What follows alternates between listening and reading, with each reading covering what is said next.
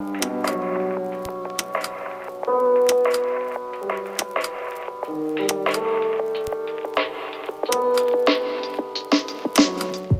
movie or series lit your fuse and made you have to tell stories on screen?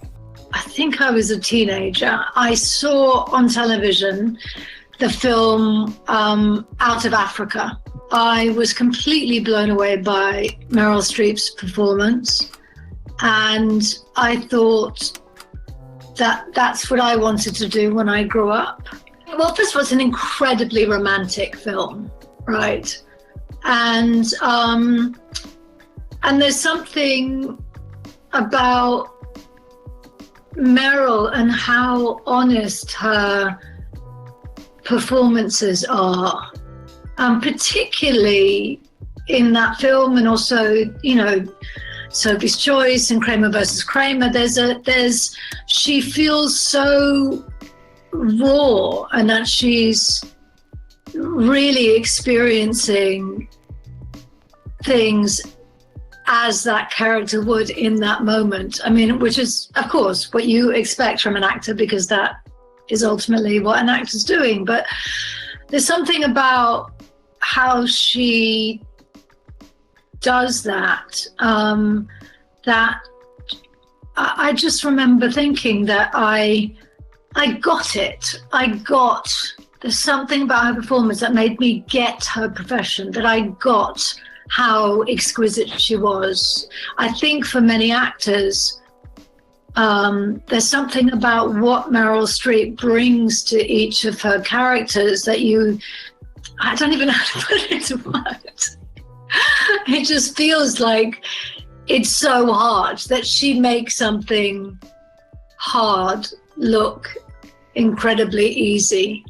On your way up, what movie or series did you watch that was so good it made you question if you could ever rise to that level? To the point of Meryl Streep. When I saw Sophie's Choice, again, I was just completely gobsmacked by her performance. And I think I had read that she had learnt Polish for the role. And I remember thinking, you know, could I ever do that?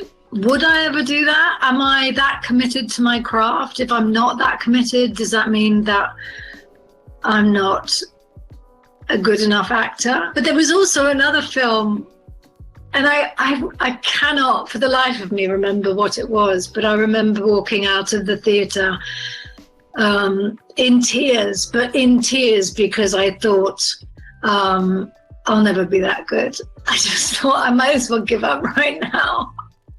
I'll never be that good. And fortunately, it passed. But I think ultimately, at the end of the day, if things don't kill you, they make you stronger. And so if those moments weren't the killing of my career, so to speak, because I swore that I'd give up and, you know, might as well not try, then I guess the lesson there is to just try and be as good as I can be at any given time. And I, you know, as an actor, as a younger actor, going on audition after audition after audition, certainly feeling, you know, so much rejection for so long, to be able to go in and feel really good about what one showed up with and how one showed up, and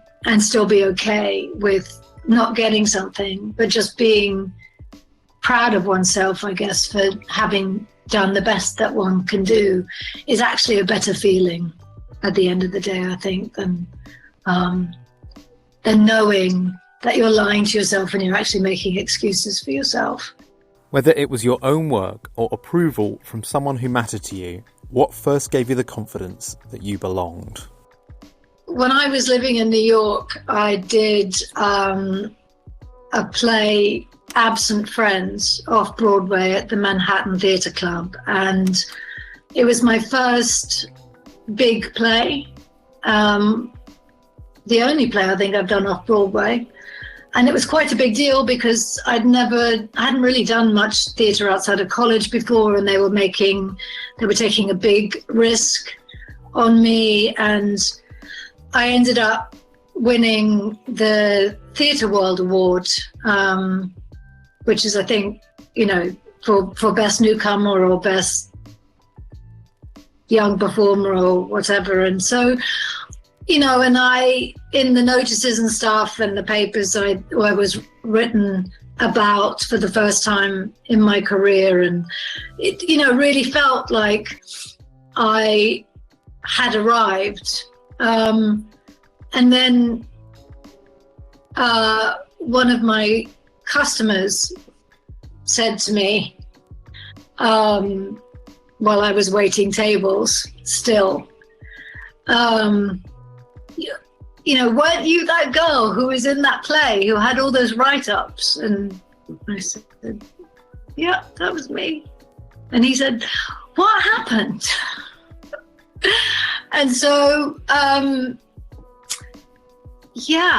but that's our business. What happened? So I hadn't really arrived, or I had arrived, but I'd only arrived a little bit. I got my 15 minutes of fame, or whatever. And it was incredibly humbling and probably exactly what I needed. Well, not probably, obviously exactly what I needed at so early in my career, because I think I'd only been out of college for, less than a year, I think. And already I was in an off-Broadway play. And so I was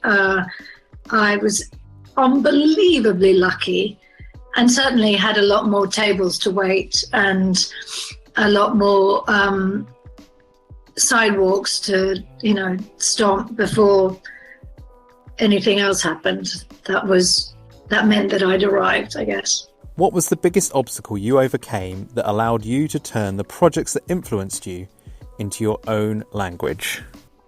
Well, I think it was more a matter of finally deciding that I could be a bit more discerning. There are a lot of people who rely on me, and I think because of that, I've often said yes to things that I didn't need to, because of feeling that weight of responsibility. And I think I've gotten to a place where I want to be more in a place of trusting that if I am more discerning and I choose things that have integrity or that have some kind of positive social impact, that I will be okay. That by sticking to that I don't necessarily have to work all the time to keep things going, that I can say no and take breaks, and it will be okay if my heart and my intention is in the right place. What keeps you optimistic that this industry will be able to rebound? I'm interested in how the industry is going to rebound from being called out on systemic racism.